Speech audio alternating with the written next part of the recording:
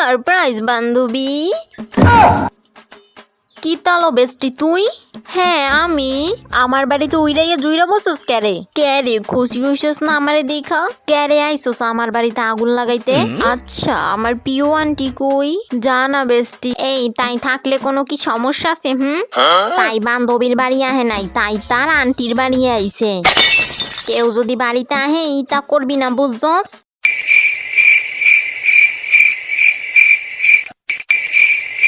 ওই হ্যালো। ওই কি ভাবো? আন্টি তুমি এতই সুন্দর, তোমার দিকে খালি চাইয়ে থাকবার মন চায়। আন্টি একটু দাঁড়াবা, তোমার একটু ফটো তুলি প্লিজ। আচ্ছা আচ্ছা দাঁড়াও দাঁড়াও, লিপস্টিকটা কই লইয়া আই। 1 মিনিট, লিপস্টিকটা একটু লাগাই লই। আন্টি তোমার সাজন লাগলো না তো, তুমি এমনিই সুন্দর। নাও এইবার তোলো। Aunty smile smile. হি হি। উহ আন্টি তোমার না দেখতে সেই লাগে, একদম নাইকির মতো।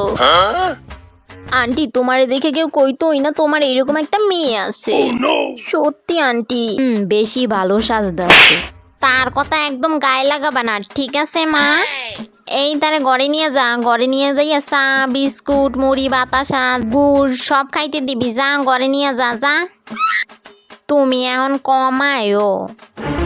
আহো না কেমন আন্টির বাড়ি?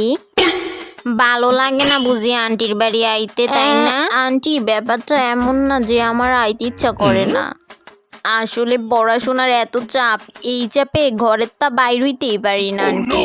আহারে মাইয়াটা কত কষ্ট করে মাগো। তার কথা জানো নি, পড়ে না, একটা ফোনাও পড়ে না। পরীক্ষার রেজাল্ট তো খারাপ করলো, আর পড়ালেখার কথা তো শুনতেই পারে না। মা তুমি একটু তারে ভালো কইরা বুঝাও। তুমি চশমা লইছো কবে মা? এই কি লো আন্টির কস নাই যে আমি চশমা লইছি? আমি নিজেও জানি না তুই যে চশমা লইছস। নাটক যত সব। আর তুই তো চোখে ভালোই দেখোস, তোর চশমা লইছস ক্যারে? ওই আন্টি লইছি যে 1 সপ্তাহ বেশি হইয়া গেছে। আন্টি বেশি পড়তে পড়তে আমার দুনোটা চোখ খাই হেলাইছি। এখন আমি চশমা ছাড়া কিছুই চোখে দেখি না। ওই আসলে আন্টি আমার পড়ার পুরা নেশা লাইগে গেছে গা।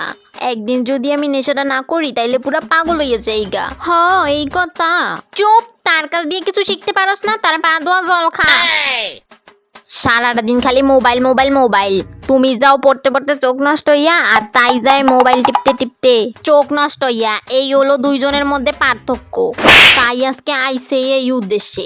ভোর 3টার সময় আমি ঘুম থেকে উঠি। আমি ওঠার আগে আমার বাড়ি মুরগিরাও একটা ওঠে না। পড়াশোনার লাইগা খাওয়া হাগা মুতা সব বাদ দিয়ে দিছি, ইভেন কি আমি খাইতেও ভুইলা যাই। আন্টি তাই কোন বেলা ঘুম থেকে উঠে? তাই 10:30টার আগে ঘুম থেকে উঠেই না। পড়াশোনা তো ঠিক মতো করেই না, তার শুধু গিলা আর গিলা। ইস আন্টি তাই একটা কাজও ঘরে করে না? কি কইলাম, খালি ঘুম আর গিলাটাই শিখছে। আমি আমার মার অনেক কাম কইরা দিই, বাড়ির সমস্ত কাজ আমি করি, ইভেন কি মার সব বাসি জামা কাপড় পর্যন্ত ধুইয়া দিই, ইভেন কি মায়ের রান্নাঘরে ঢুকতেই দিই না।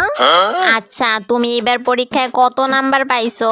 আমার রাজলক্ষ্মী তো জঘন্য রেজাল্ট করছে, এত খারাপ রেজাল্ট করছে তাই কোনো ব্যাক বেঞ্চারও করে না, এত খারাপ রেজাল্ট। তুমি কত পাইছো মা?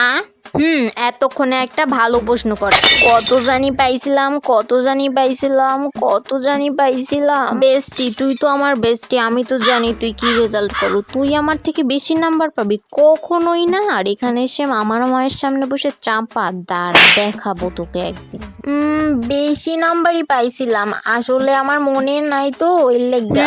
তোমার চেহারা দেখলেই বোঝা যায় তুমি কত ভালো স্টুডেন্ট। ওই কিলো তুই বাড়ি কখন যাবি?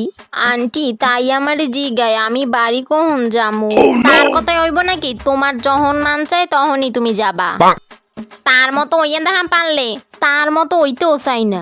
ভালো কথা তো তোমার সহ্য হবে না, তাহলে কত কই যে পর পর পর, তাই পরেই না। কিলো তুই বাড়ি জানালো? আন্টি আমি যাই গা আন্টি, আমি যে তোমারে কত মিস করবো আন্টি। যাইগা। আর বেস্টি সরি এতক্ষণ তাহার লাইগা।